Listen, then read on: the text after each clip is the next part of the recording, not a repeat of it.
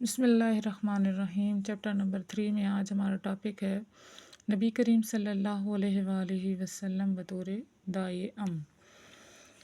اس کے بارے میں آج ہم پڑھیں گے۔ یہ چھٹا ٹاپک ہے۔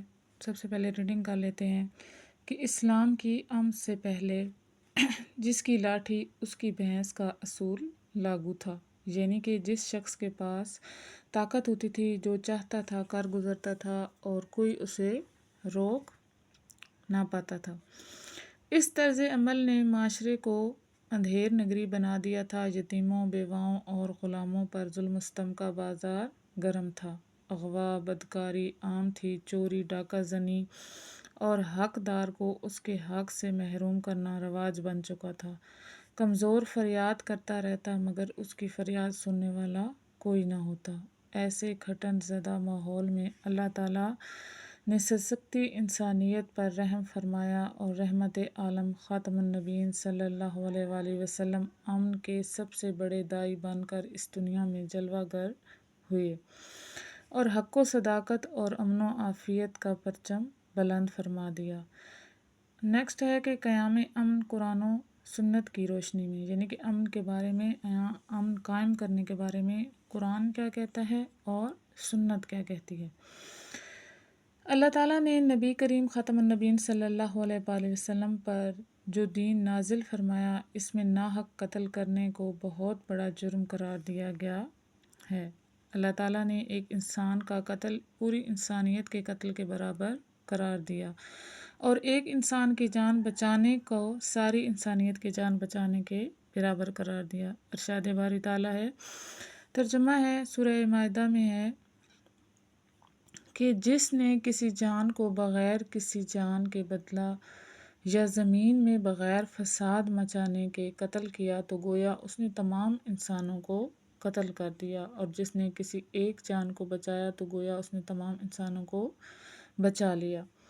نبی کریم خاتم النبیین صلی اللہ علیہ وآلہ وسلم نے اس بات کو بہت تاکید کے ساتھ بیان فرمایا کہ کسی شخص کی چیز اس کی دلی خوشی کے بغیر استعمال کرنا کسی کے لیے جائز نہیں ہے، یعنی کہ ناجائز ہے۔ آپ خاتم النبیین صلی اللہ علیہ وآلہ وسلم نے فرمایا، ترجمہ ہے، کسی شخص کا مال اس کی دلی خوشی کے بغیر کسی کے لیے حلال نہیں ہے۔ آپ خاتم النبیین صلی اللہ علیہ وآلہ وسلم نے سچے مسلمان کا تعارف ان الفاظ میں کروایا۔ سچا مسلمان وہ ہے جس کے ہاتھ اور زبان سے دوسرے مسلمان محفوظ رہیں۔ آپ خاتم النبیین صلی اللہ علیہ وآلہ وسلم نے سچے مومن کی یہ نشانی بیان فرمائی۔ سچا مومن وہ ہے جس سے لوگوں کے مال اور جانیں محفوظ رہیں۔ نبی کریم خاتم النبیین صلی اللہ علیہ وآلہ وسلم نے اسلامی ریاست میں بسنے والے غیر مسلموں کے بے شمار حقوق بیان فرمائے۔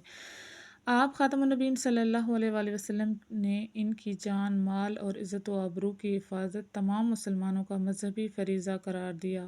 آپ خاتم النبیین صلی اللہ علیہ وآلہ وسلم نے فرمایا، جس نے اسلامی ریاست میں بسنے والے کسی غیر مسلم پر ظلم کیا یا اس کا حق مارا یا اس پر اس کی طاقت سے زیادہ بوجھ ڈالا یا اس کی دلی رضامندی کے بغیر اس کی کوئی چیز لی، تو میں قیامت کے دن اس مسلمان کے خلاف غیر مسلم کے حق میں وکیل بنوں گا۔ نبی کریم خاتم النبیین صلی اللہ علیہ وآلہ وسلم نے اس بات کی تعلیم دی کہ جب ایک مسلمان دوسرے مسلمان سے ملے تو اسے سلام کرے اور جسے سلام کیا جائے وہ سلام کا جواب دے۔ سلام دراصل سلامتی کی ایک دعا ہے۔ جب ایک شخص دوسرے کو سلام کرتا ہے تو وہ نہ صرف اسے سلامتی کی دعا دے رہا ہوتا ہے بلکہ اسے یہ پیغام بھی دے رہا ہوتا ہے کہ تمہیں میری طرف سے کوئی تکلیف یا نقصان نہیں پہنچے گا۔ نبی کریم خاتم النبیین صلی اللہ علیہ وآلہ وسلم اور قیام امن کے معاہدے۔ اسلام سے پہلے عرب لوگ معمولی باتوں پر لڑتے پڑتے تھے اور یہ لڑائی کئی سال تک جاری رہتی تھی۔ عربوں کی سب سے زیادہ مشہور جنگ کو حرب فجار کہا جاتا ہے یہ جنگ قریش اور بنو قیس کے درمیان ہوئی تھی۔ قریش اس جنگ میں حق پر تھے، اس لیے حضرت محمد رسول اللہ خاتم النبیین صلی اللہ علیہ وآلہ وسلم نے بھی اس میں شرکت فرمائی تھی، لیکن کسی پر تلوار نہیں اٹھائی۔ اس لڑائی میں دونوں قبیلوں کو بہت نقصان کا سامنا کرنا پڑا اور کئی خاندان برباد ہو گئے، جس پر دونوں قبیلوں کے سرداروں نے آپس میں مشورے سے ایک معاہدہ کر لیا۔ اس معاہدے میں یہ طے پایا کہ وہ آپس میں لڑنے سے بچیں گے، ان میں سے ہر شخص مظلوم کی حمایت کرے گا، مسافر اور تاجروں کی حفاظت کی جائے گی۔ اس معاہدے کو حلف الفضول کہا جاتا ہے۔ اس معاہدے میں حضرت محمد رسول اللہ خاتم النبیین صلی اللہ علیہ وآلہ وسلم نے بھی شرکت فرمائی۔ اعلان نبوت کے بعد آپ اس معاہدے میں شرکت پر خوشی کا اظہار فرمایا کرتے تھے۔ آپ خاتم النبیین صلی اللہ علیہ وآلہ وسلم نے فرمایا، اس معاہدے کے بدلے اگر کوئی مجھے سرخ رنگ کے 100 اونٹ بھی دے تو میں قبول نہ کروں، اور آج بھی ایسے معاہدے کے لیے کوئی مجھے بلائے تو میں حاضر ہوں۔ حضور اکرم خاتم النبیین صلی اللہ علیہ وآلہ وسلم نے قیام امن کے لیے مدینہ منورہ کے یہود کے ساتھ ایک معاہدہ کیا جسے میثاق مدینہ کہا جاتا ہے۔ اس معاہدے کو دنیا کا پہلی تحریری دستور کہا جاتا ہے۔ اس طرح آپ خاتم النبیین صلی اللہ علیہ وآلہ وسلم نے مشرکین مکہ کے ساتھ بھی صلح کا ایک معاہدہ کیا جسے صلح حدیبیہ کہتے ہیں۔ اس معاہدے کا مقصد بھی جنگ کا خاتمہ اور امن کا فروغ تھا۔ قیام امن کے لیے نبی کریم خاتم النبیین صلی اللہ علیہ وآلہ وسلم کی کوششیں۔ نبی کریم خاتم النبیین صلی اللہ علیہ وآلہ وسلم نے معاشرے کے امن و سکون کو برباد کرنے والوں کو اس عمل سے روکنے کے لیے شرعی سزاؤں کا نفاذ کیا۔ آپ خاتم النبیین صلی اللہ علیہ وآلہ وسلم نے چوری، بدکاری اور شراب نوشی جیسے گھناؤنے افعال کی سزائیں مقرر کیں۔ ناجائز طریقے سے ایک دوسرے کا مال کھانے، سود خوری اور جوئے کو حرام قرار دیا۔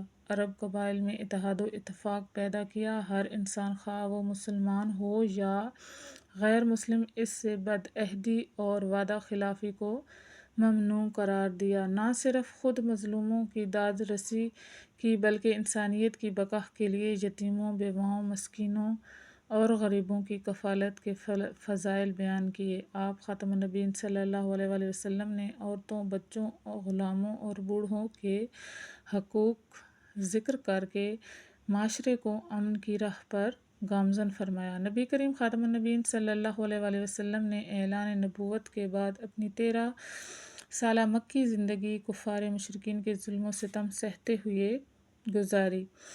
آپ خاتم النبیین صلی اللہ علیہ وآلہ وسلم چاہتے تو فتح مکہ کے موقع پر ایک شخص سے ظلم کا حساب لے لیتے، مگر اپنی جانی دشمنوں کو بھی معاف کر کے عفو درگزر اور امن و امان کی اعلیٰ مثال قائم کی۔ حضور خاتم النبیین صلی اللہ علیہ وآلہ وسلم نے جہاں تلوار اور طاقت سے کام لیا تو وہاں بھی انسانیت کو اس کے معراج تک پہنچانے، حقوق انسانی میں مساوات، عدل و انصاف اور امن و امان کا نظام قائم کرنے کے عظیم مقاصد کار فرما تھے، اور اتنا ہی نہیں بلکہ اپنے صحابہ رضی اللہ کی ایسی بہترین تربیت فرمائی کہ بعد میں آنے والے حکمران ان کے نقش قدم پر چل کر ملکی و قومی اور معاشرتی سطح پر امن و امان قائم کرتے نظر آئے۔ اس کے نتیجے میں جس تیزی کے ساتھ دین اسلام کو قبول کیا گیا اور ابھی تک اس کے ماننے والوں میں اضافہ ہوتا جا رہا ہے، اس کی مثال کسی اور مذہب میں نہیں ملتی۔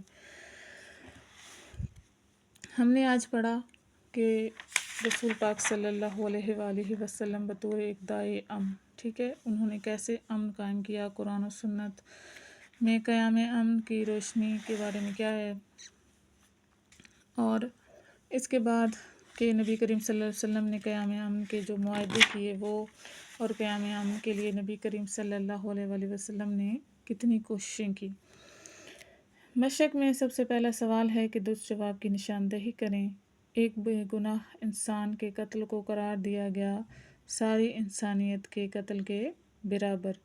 کسی دوسرے کی چیز کو استعمال کرنا جائز نہیں اس کی دلی خوشی کے بغیر۔ جب ایک مسلمان دوسرے مسلمان سے ملے تو اسے کہنا چاہیے السلام علیکم۔ وہ وعدہ پورا کرنا ضروری ہے جو کیا گیا ہو ہر انسان سے، اس میں ضروری نہیں ہے کہ مسلمان ہو، غیر مسلم ہو، نیک ہو، بد ہو۔ عربوں کی سب سے پہلی جو جنگ ہے اس کا نام ہے فجار۔ سوال نمبر 2 ہے، مختصر جواب دیجیے۔ سوال نمبر 1 ہے، اسلام سے پہلے دنیا میں امن و امان کی کیا صورتحال تھی؟ تو اس کا جواب یہاں سے سٹارٹ کریں گے کہ اسلام کی امن سے پہلے جس کی لاٹھی اس کی بھینس کا اصول لاگو تھا، یہاں سے سٹارٹ کریں گے اور یہاں تک کہ فریاد سننے والا کوئی نہ ہوتا، یہاں تک آپ نے لکھنا ہے۔ سوال نمبر 2 ہے کہ امن عامہ کی اہمیت کے بارے میں حدیث نبوی کا ترجمہ لکھیں۔ تو اس کا جواب ہم یہاں سے لکھیں گے کہ سچا مسلمان وہ ہے جس کے ہاتھ اور زبان سے دوسرے مسلمان محفوظ رہیں۔ حرب فجار کے بعد امن کا جو معاہدہ ہوا اس کا کیا نام ہے؟ اس کے جواب میں آپ لکھیں گے کہ حرب فجار کے بعد جو معاہدہ ہوا اس کا نام حلف فضول ہے، اسے حلف فضول کہا جاتا ہے۔ سوال نمبر 4 ہے کہ سلام کرنے والا کیا پیغام دے رہا ہوتا ہے؟ اس کا جواب یہاں سے کہ جب ایک شخص دوسرے کو سلام کرتا ہے تو وہ نہ صرف اسے سلامتی کی دعا دے رہا ہوتا ہے بلکہ اسے یہ پیغام بھی دے رہا ہوتا ہے کہ تمہیں میری طرف سے کوئی چیز تکلیف یا نقصان نہیں پہنچے گا۔ سوال نمبر 5 ہے کہ فتح مکہ کے موقع پر مشرکین کے ساتھ کیا سلوک کیا گیا؟ اس کے جواب میں لکھیں گے کہ آپ صلی اللہ علیہ وآلہ وسلم، یہاں سے ہے کہ آپ صلی اللہ علیہ وآلہ وسلم چاہتے تو فتح مکہ کے موقع پر ایک ایک شخص سے ظلم کا حساب لے لیتے، مگر اپنی جانی دشمنوں کو بھی معاف کر کے عفو درگزر اور امن و امان کی اعلیٰ مثال قائم کی۔ سوال نمبر 3 ہے کہ تفصیلی جواب دیجیے۔ پہلا سوال ہے، امن عامہ کی اہمیت پر قرآن و سنت کی روشنی میں نوٹ لکھیں۔